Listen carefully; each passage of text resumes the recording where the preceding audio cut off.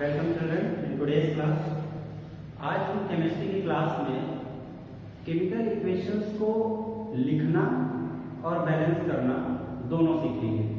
हम ये देखेंगे कि किसी भी केमिकल इक्वेशन को सही लिखा कैसे जाए और फिर उसके बाद उसको बैलेंस करते समय हम किन चीज़ों का ध्यान में रखेंगे। तो एक केमिकल इक्वेशन का वर्ड फॉर्मेट मैंने लिख के रखा हुआ है। Zinc plus silver nitrate gives the product zinc nitrate plus silver. अब इस केमिकल रिएक्शन को सबसे पहले बैलेंस करना तो बाद में, पहली चुनौती हमारी ये है कि ये केमिकल रिएक्शन सही लिखी जाए। तो आप जिंक जानते हैं, जिंक क्या है? Zn से रिप्रेजेंट किया जाता है उसको। Silver nitrate Ag for silver, argentum उसका नाम होता है केमिकल नेम, तो Ag उसका सिंबल है, और नाइट्रेट NO3 होता है।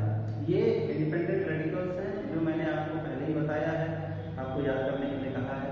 इसको आपको याद करना पड़ेगा, उनके रेडिकल पे कौन से चार्जेस हैं ये आपको पता होना चाहिए। तो सिल्वर नाइट्रेट AgNO3।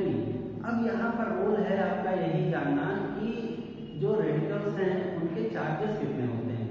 तो सिल्वर जो होता है उस पर +1 चार्ज होता है और AgNO3 जो है नाइट्रेट उस पर -1 चार्ज होता है।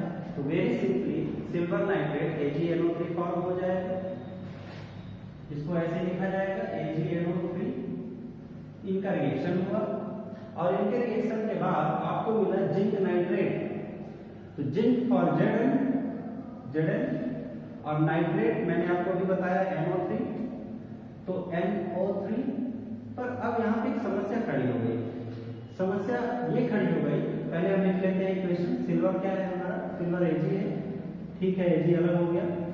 समस्या ये खड़ी हो गई कि जिंक जो होता है इस पे +2 चार्ज होता है और नाइट्रेट पर -1 चार्ज होता है, अभी बताया मैंने आपको। तो एक जिंक एक नाइट्रेट के साथ कभी भी कंपाउंड नहीं बना पाएगा। तो जिंक को हमेशा 2 नाइट्रेट चाहिए। अगर 2 नाइट्रेट होगा तो ये NO3 के 2 निगेटिव चार्जेस हो जाएंगे। तो अब आपकी सही रिएक्शन क्या होनी चाहिए?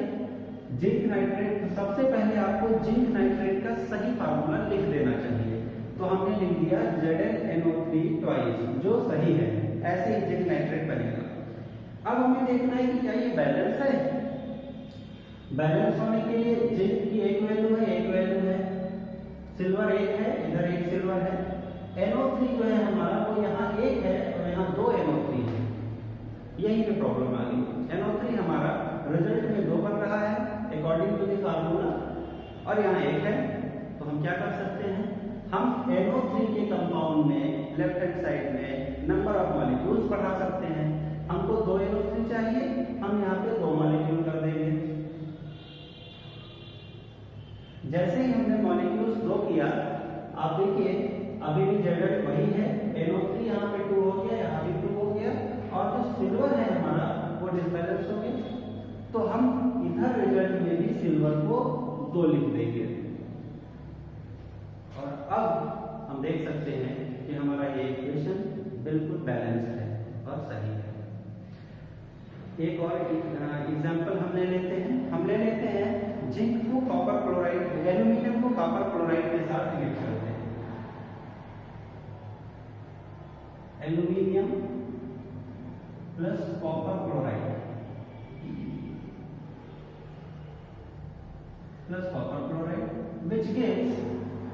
which gives aluminum chloride and copper.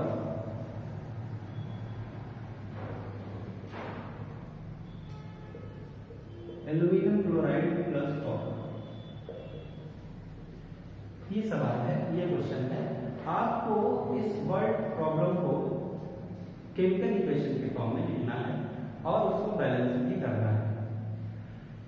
Aluminium simple, एक सिंपल एलिमेंट जिसका सिंबल होता है Al plus copper chloride Cu, copper for Cu, chloride for Cl। अब फिर से आपको रेडिकल चार्जेस के बारे में सोचना है। कॉपर की जो वैलेंसी है Cu पे वो है +2 और क्लोरीन की जो होती है वो होती -1। तो एक कॉपर और एक क्लोरीन तो भाई कंपाउंड बनाने से रहे, तो क्या होगा, क्लोरीन को 2 होना पड़ेगा। तो यहाँ पे आप CuCl2 लिख दीजिए। अब आपका ये कंपाउंड सही है। बैलेंसिंग बाद में देखेंगे, पहले हम कंपाउंड को सही लिखें। अब यहाँ हमारा बना एल्यूमिनियम क्लोराइड। एल्यूमिनियम क्लोराइड जो है,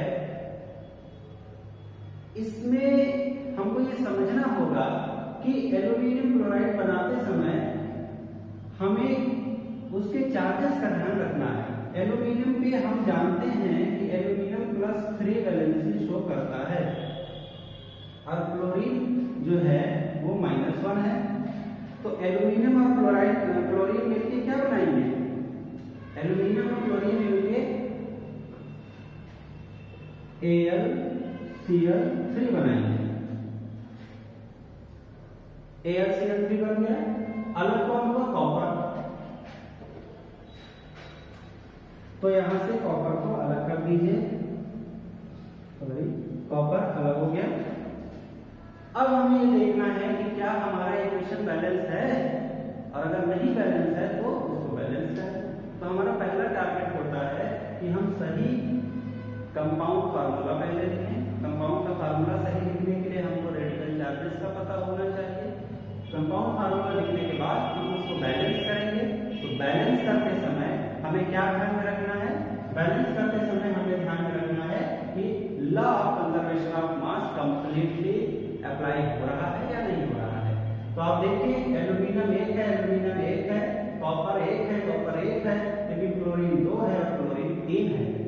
क्या कर सकते हैं, 2 और 3, एक इवन एक ऑड। तो 2 और 3 का एलसीएम क्या हो गया, 6 हो गया। तो आप बस यही कर सकते हैं कि आप दोनों तरफ 6 बना दीजिए। तो 6 बनाने के लिए आपको क्या करना पड़ेगा, इधर 6 मॉलिक्यूल डालना पड़ेगा, सॉरी इधर 3 मॉलिक्यूल डालना पड़ेगा। तो 3 2 जा 6 हो जाएगा। और जब आप इधर 3 मॉलिक्यूल डालेंगे तो क्लोरीन 6 हो गया। तो इधर के क्लोरीन जो 3 है, इसको 6 दिखाने के लिए आपको 2 मॉलिक्यूल यहाँ पर डालना पड़ेगा। अब क्लोरीन 6 हो गए, लेकिन एल्यूमिनियम यहाँ 1 था और यहाँ एल्यूमिनियम 2 हो गया। ये प्रॉब्लम हो गई। तो अब उसको बैलेंस करने के लिए 2 एल्यूमिनियम यहाँ पे ले लीजिए, लेकिन कॉपर जो है वो यहाँ पर 3 है। तो रिजल्ट में भी कॉपर कितना आ जाएगा, 3। अब देखिए, एल्यूमिनियम 2, क्लोरीन 6 और कॉपर 3, हमारा इक्वेशन बैलेंस हो गया।